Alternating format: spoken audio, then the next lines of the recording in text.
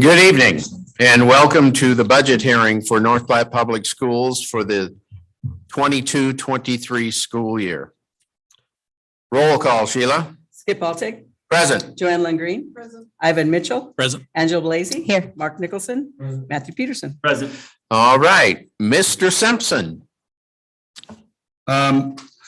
Sheila has on the screen just a PowerPoint to take you through and the public through a little bit about the 22-23 budget. So first of all, we want to remind everybody our purpose, which is our purpose is to prepare students to be productive, responsible citizens in a safe, caring, and supportive learning environment.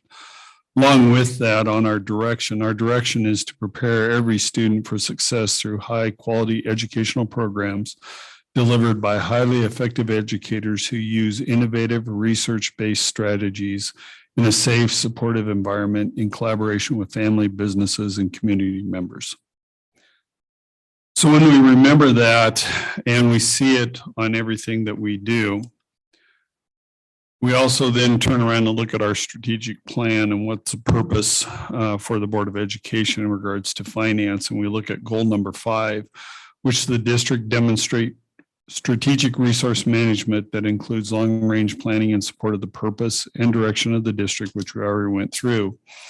The district ensures appropriate levels of funding and sustainability of resources, as well as evidence of long-range capital and resource planning effectiveness. And I'll go in further as we go through this PowerPoint in regards to long-range capital planning. Strategy number 5.1, we develop and manage the district budget, balancing revenue and expenses to maintain a strong financial position. And then strategy 5.2 is to manage the cash reserves for the district to provide 3 months of expenditures, but we cannot exceed per statute 25% of the general fund budget of expenditures. So with that, we want to remind the public, and we do this at every board meeting, but in the finance committee, which is Joanne, Ivan, and Matt, we talk about the budget in some regards at every finance subcommittee starting in October and concluding it into July, because August, obviously, we're now in the process of presenting that budget to the board. So when we think about the monthly financial meetings of the finance subcommittee, we start in October, which we look at our enrollment, and then from there we start planning out where our state aid can be estimated to be with our adjusted valuation. We talk about the poverty plan, which plays a significant factor in our state aid formula. We have to complete our SPED final financial report and the EL plan, which comes into play for the district on our state aid report. By November 4th and November 1, we have to have our audit and our annual financial report in to the state, which then is driven to calculate our next year's state aid formula. Everybody knows that Skip and I and Dr. Rhodes at this point in time serve on a legislative committee that we monitor going into this next year to make sure that we're aware of anything and everything coming out of the legislature. And we'll talk a little bit more about that, what's come out of the legislature in regards to our budgeting process this year. Then obviously we have an estimated state aid. We also talk about our depreciation fund, our QC Puff fund, and our building budget to understand the roles they play in regards to our budget and the overall process that we have. Then we look at all of our allocations of resources to support our budget. And then finally, at the end of the year, we look at our average daily membership to know where we've been on our enrollment for the full year. So with that, when we're looking at our budget, we have to remember we have 17 facilities that we maintain, 12 school buildings, one administration, one maintenance, and then we do have 3 modulars, 2 at Jefferson and 1 at Washington. And over the last 5 years, we've eliminated 5 of those modulars in the process and repurposed 2 schools. Buffalo and Osgood are now focused on pre-K elementary education for the district, which helps prepare our students for obviously their road into the education world. We do want to remind our patrons, as we deal with 17 facilities across the district, our utilities run on an average of about 800,000 per year. And we try to maintain that in some manner, but obviously we're watching what happens in regards to the marketplace on utilities. And then our insurance to cover liability as well as workers' comp. We're at 600,000 per year going into this next year.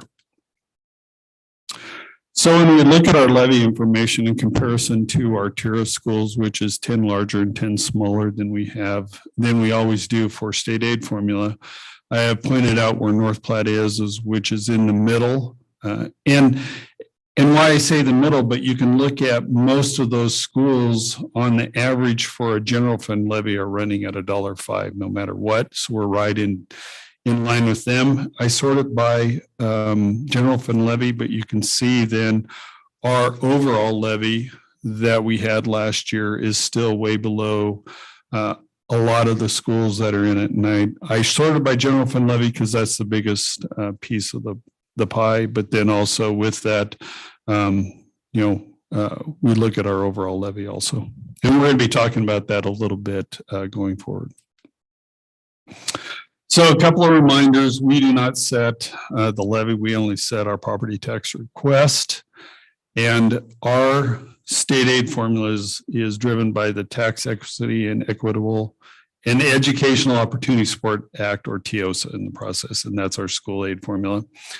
A couple of factors that we cannot control is Social Security, retirement, and health insurance that are negotiated by our NPPS and paraprofessional unions specifically, as well as then we incorporate administration as well as other classified staff under that.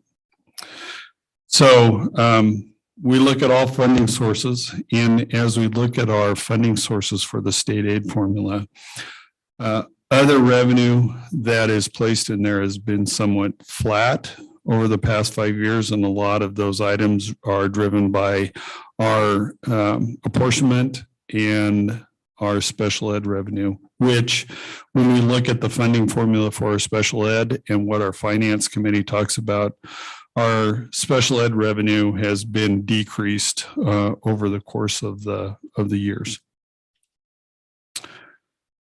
So this goes back to legislation, but what is in front of the Board of Education moving forward for the month of August and September? So today on August 29th, we're having our notice of budget of expenditures hearing at 5:30. We will have our joint public hearing on September 27th at 6 p.m. That is dictated by the state to the counties. And working with Becky Rossell down at the county, we'll be holding it in the HDC for all entities that fall under the greater than 2% growth for those entities. And then finally, the Board of Education will be meeting on September 28th to set the final budget of expenditures and set the final tax request. So breaking down the budget for the board, we have obviously all the funds that we oversee. Number one is the big one is the general fund, which oversees our educational opportunities for our students across the district. Obviously, our special building fund, our capital purpose fund, our bond fund, which on the bond fund, we are paying off the last payment for our Lake Maloney bonds, and we are not levying for anything in the bond fund at this point in time because we will have those in reserves at this point. Appreciation, employee benefit, nutrition fund, activity fund, and cooperating fund. And I do want to mention our activity fund. We are growing the budget at this point in time, so we have the authorization to expend the dollars as needed. We're seeing a lot of student activities, whether it's for fees in a specific program or dual credit, or all of our athletic programs doing a wonderful job as far as generating revenue, which means we just have to have the authority to expend those dollars. Otherwise, we'll specifically address the general fund and the special building fund going forward as far as our grants are concerned.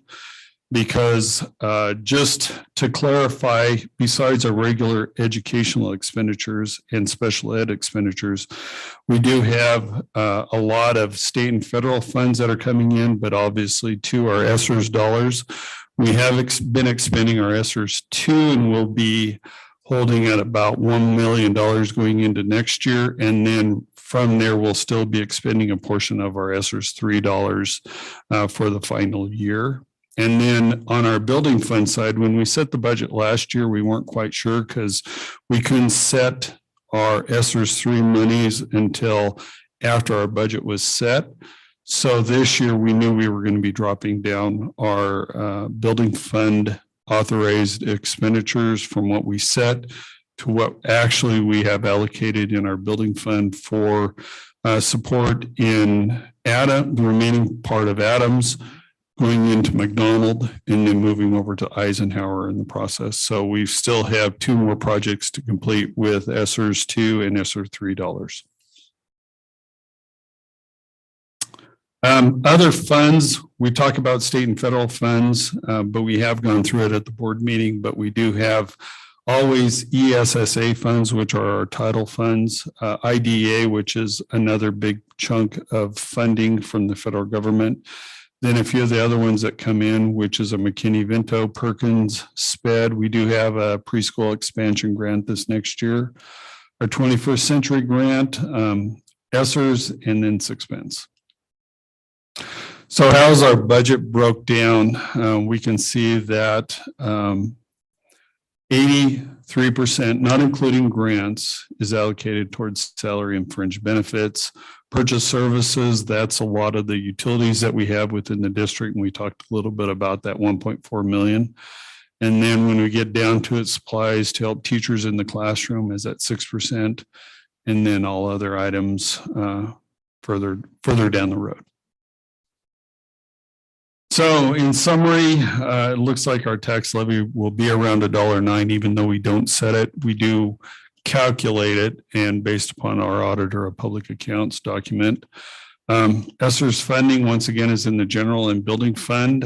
We did refinance our QC Puff bonds to save district dollars, and we're looking at about 2025 to have those bonds paid off. I want to say lower tier, we could be in the middle tier of comparable school districts on how you want to look at that based upon either our general fund or our total overall levy. We've had at least 4 consecutive years of declining enrollment, but we still continually strive to maintain 25% in the cash reserves. We try to work, the finance committee along with Dr. Rhodes and myself work to demonstrate strategic resource management that includes long-range planning and supporting the purpose of the direction of the school district. And then we want to ensure we have appropriate levels of funding and sustainability for the resources, which I want to say our resources first and foremost are the educational in the classroom, which is our teachers, as well as teaching and learning, because those are our roles to play to make sure that we have the appropriate curriculum material in our hand of our teachers. So in summary, first of all, I want to say thank you to the Finance Committee, and then thank you to the Board of Education, which always has done an outstanding job of aligning our budget to what matters most, which is our students, staff, and facilities, that they are safe and secure. And we always want to make sure that we provide high quality education at a very fair cost to our taxpayer.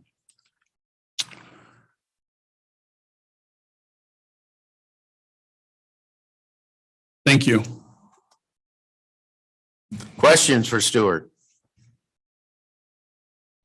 So Stuart, 83% of our budget is salary and fringe benefits. Of that 83%, do you know what percentage is subject to negotiated agreements? Not at this point in time. I would have to pull it out and pull it back into you and bring it back to the Finance Committee. I do not have that right at my fingertips at this point. Okay. I just think that'd be helpful because I think that shows our public. I mean, yes, we have some say in that because it's a negotiated agreement, but so much of that is also dictated by the CIR that we really don't have a lot of control over some of those events or funds, I suppose. And so am I looking at that right, that there's no money put back for professional development for our teachers?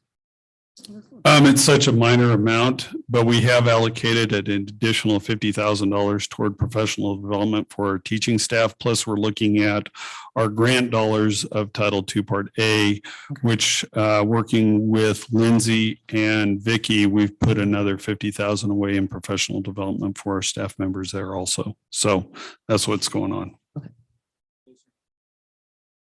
Yeah, and second of all, I want to clarify that when it says professional development, it's a section of how we allocate the budget. We could probably say within purchase services, because we have to say we're going to contract with somebody, we put money toward professional development in a purchase service. We could say professional development up there is for when we're sending our staff members to a conference and it's traveling or something else, and it's a minor piece compared to what we've allocated for in professional development for our staff members. Okay.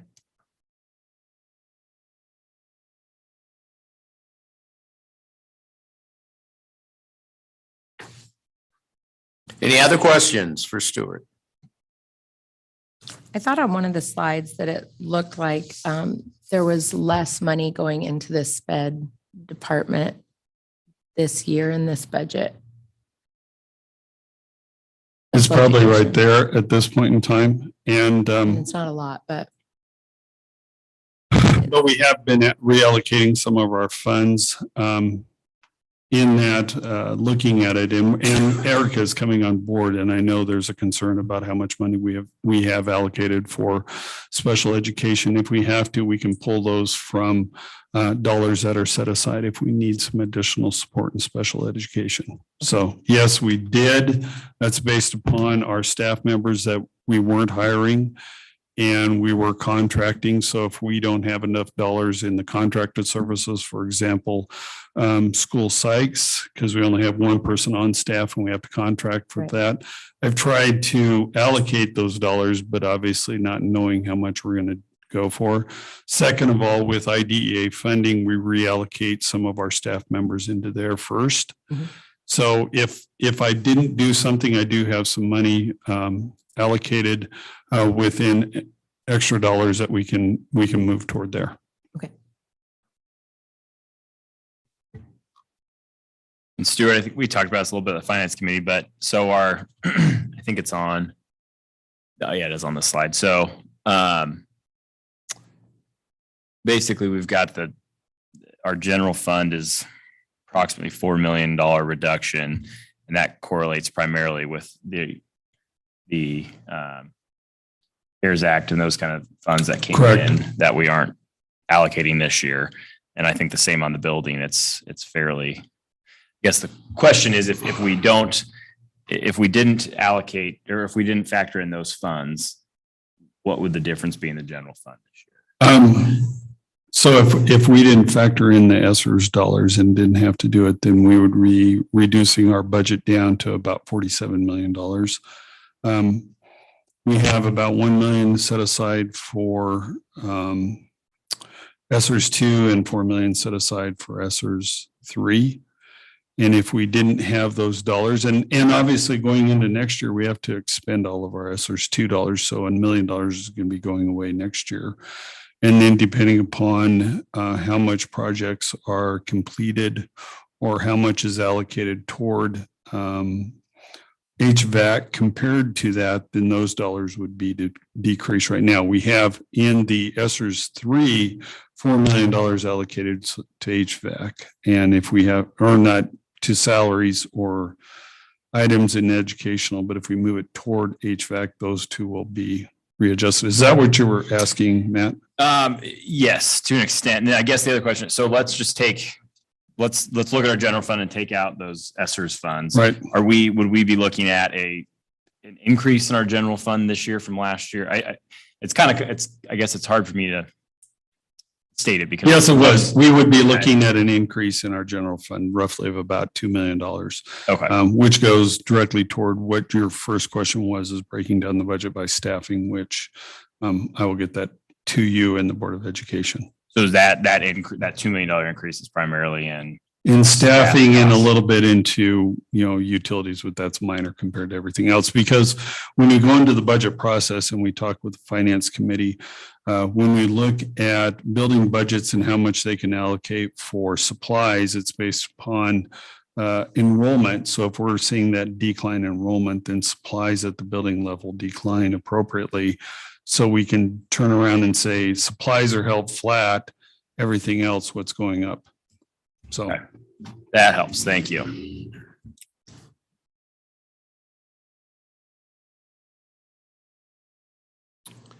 Okay. Now would be a time for public comment. I will just read the first part.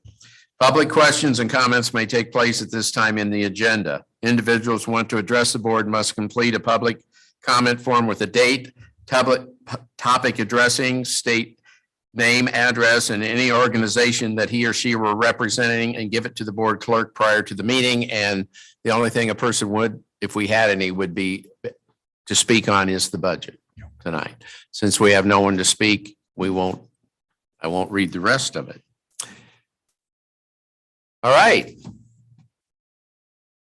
Move to adjourn at 5. Second that. Been moved and seconded to adjourn.